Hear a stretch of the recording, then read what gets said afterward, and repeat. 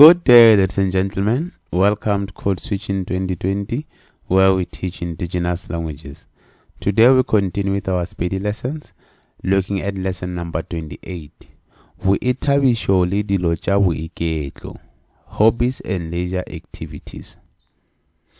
By the end of this lesson, learners should be able to talk about their hobbies, ask others about their hobbies, describe what you do in your free time, use hobby vocabulary in everyday conversation. Vocabulary: to read, go bala, go bala, go bala, go bala, go bala. To play soccer, go bapala kgwele ya maoto, go bapala kgwele ya maoto, go bapala kgwele ya maoto, go bapala kgwele ya maoto, go bapala kgwele ya maoto. To run, go kitima, go kitima, go kitima, go kitima, go kitima. To listen to music, go theeletša mmino, go theeletša mmino, go theeletša mmino, go theeletša mmino, go theeletša mmino. To watch television, go bogela televišene, go bogela televišene, go bogela televišene, go bogela televišene, go bogela televišene. To fish, go rea dihlapi, go rea dihlapi, go rea dihlapi, go rea dihlapi, go rea dihlapi.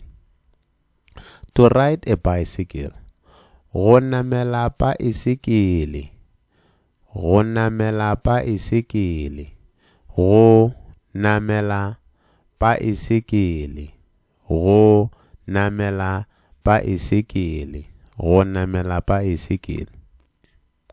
To dance, go bina, go bina, go bina, go bina, go bina.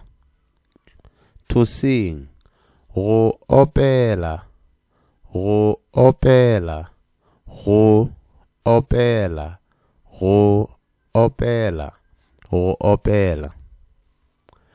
To farm, garden, go lema, go lema, go lema, go lema, go lema. Game, papadi, papadi, papadi, papadi, papadi. Free time, nako ya boiketlo, nako ya boiketlo, nako ya boiketlo, nako ya boiketlo, nako ya boiketlo. 5 sentences. I like reading books in my free time. Ke rata go bala dibuku nakong ya ka ya boiketlo. Ke rata go bala dibuku nakong ya ka ya boiketlo. Ke rata go bala dibuku nakong ya ka ya boiketlo. Ke rata go bala dibuku nakong ya ka ya boiketlo. Ke rata go bala dibuku nakong ya ka ya boiketlo. My sibling likes playing soccer. Ngwaneshu o rata go bapala kgwele ya maoto. Ngwaneshu o rata go bapala kgwele ya maoto. Ngwaneshu o rata go bapala kgwele ya maoto. Ngwanesho o rata go bapala kgwele ya maoto. Ngwanesho o rata go bapala kgwele ya maoto. We like listening to music on Saturday. Re rata go theeletša mmino ka Mokibelo. Re rata go theeletša mmino ka Mokibelo. Re rata go theeletša mmino ka Mokibelo. Re rata go theeletša mmino ka Mokibelo. Re rata go theeletša mmino ka Mokibelo. What do you do in your free time? O dira eng nakong ya gago ya boiketlo? O dira eng nakong ya gago ya boiketlo? O dira eng nakong ya gago ya boiketlo? O dira eng nakong ya gago ya boiketlo?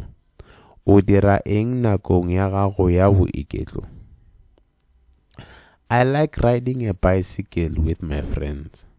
Ke rata go namela baesekele le bagwera baka. Ke rata go namela baesekele le bagwera baka.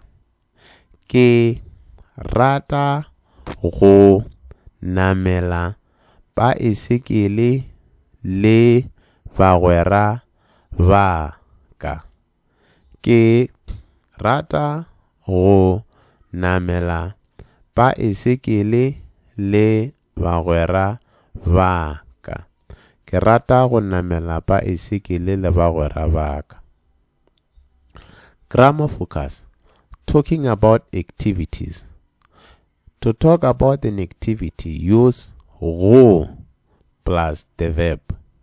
Example, go bala, to read. Go bala, to read. Go opela, to sing. Go opela.